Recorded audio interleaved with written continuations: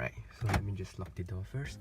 Alright, so how do you determine whether or not your key fob is still with sufficient battery or not? Everything is very simple. Everything is made simple for you by Honda. Everything is computerized, and I'll show you how do you know. So all you need to do is, of course, with your key fob around you, you ignite, you start the car. Pay attention to here.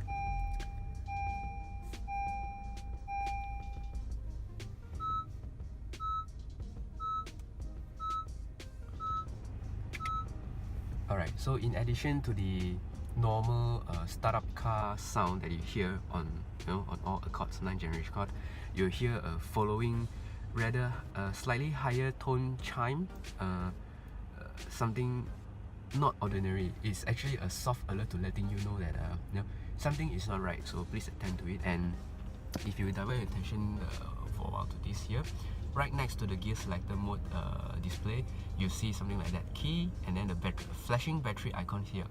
This is to indicate that your key fob is running low on battery. So don't be panicked, because some people say that what is this and they're not sure what is it, but it is just an indication to show that your key fob is running out of battery.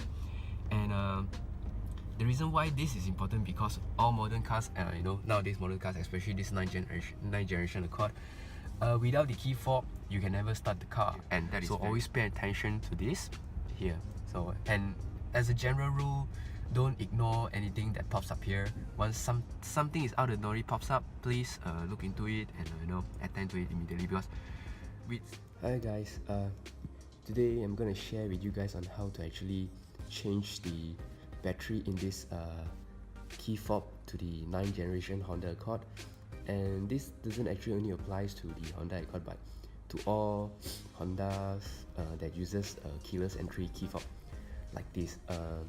CR-V shares the same, Civic has the same.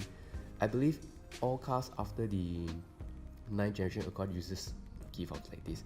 And I mean, on how to change the battery, actually it's not in the manual, but so that's why I'm going to share with you, because this is a simple DIY that you don't need to purposely go to the service center to buy the battery and whatnot, and then probably spend like 30 minutes just to do something that can be done in 5 minutes or so.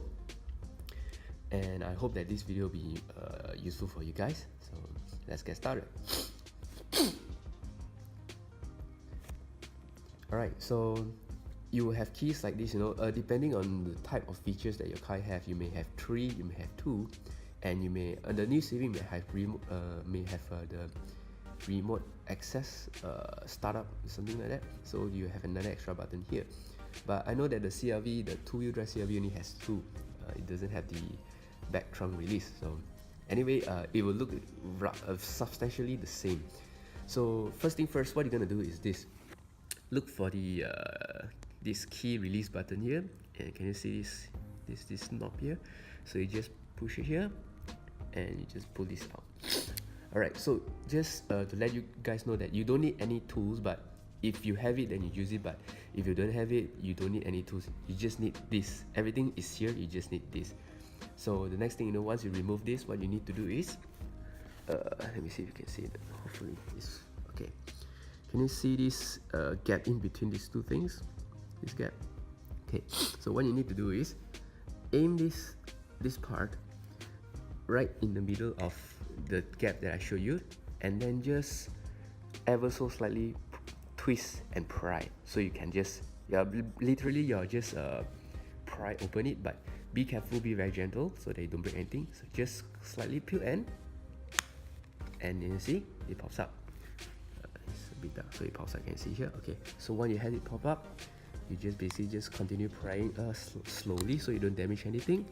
And once you have this gap, you just use your fingernail to just slowly just pry it open.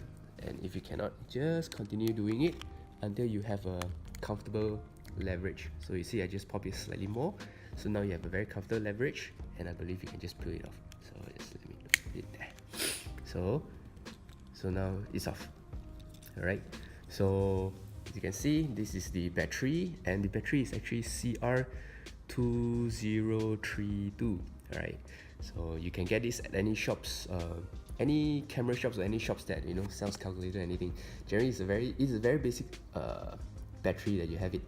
And I went over to the Honda and I asked them how much for one, and they quoted me around 12 ringgit for each. But I went over to a watch shop and I got it, the one. It's not Panasonic, but it's Maxwell. I got this one, the same thing. It only costs me 6 ringgit, so it's half the price. And it doesn't matter whether it's Panasonic or Maxwell, and it doesn't really eat a lot of battery for remote control. It should last you a significant amount of time. So I mean, it depends on you whether do you still want to go to the Honda Center or you just get it outside and then you get it done yourself. So the code is CR2032. It's a very common battery you can find anywhere. So once you pair, you can see all the mechanism. So what you're gonna do is this. Next thing, you just remove this. You just slightly remove this and then put a new one and then clip it back. Okay, so the clipping process is fairly simple. Just use your fingernail here at the end. Just put in between the gap and just push it up, and it's off, right? So you just put a new one and then you clip back in. Everything will be fine. Alright, so as you can see, I've replaced this. This is with the Maxwell. Maxwell is not Panasonic, Maxwell here.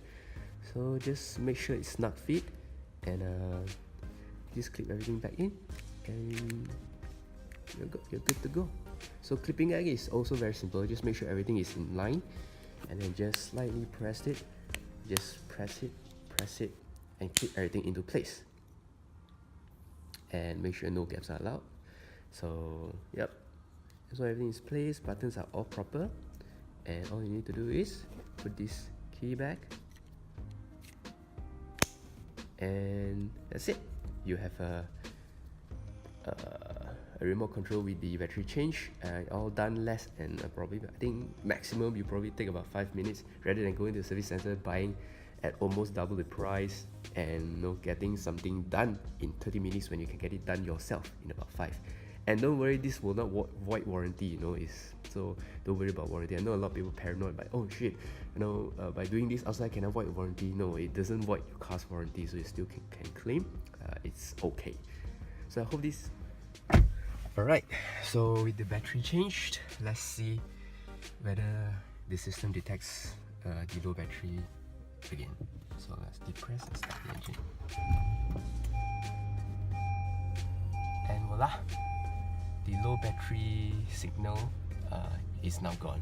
So that means the battery replacement is successful. Thumbs up. So I hope that this video is informative enough for you guys to change this and whatnot, because I was having difficulty as well, because this is actually the first time that my Keyfob runs out of battery, and it's very convenient being able to do everything yourself rather than driving all the way out there and spending so much time doing something that's so simple. And okay, I hope you guys enjoy this video. Thank you.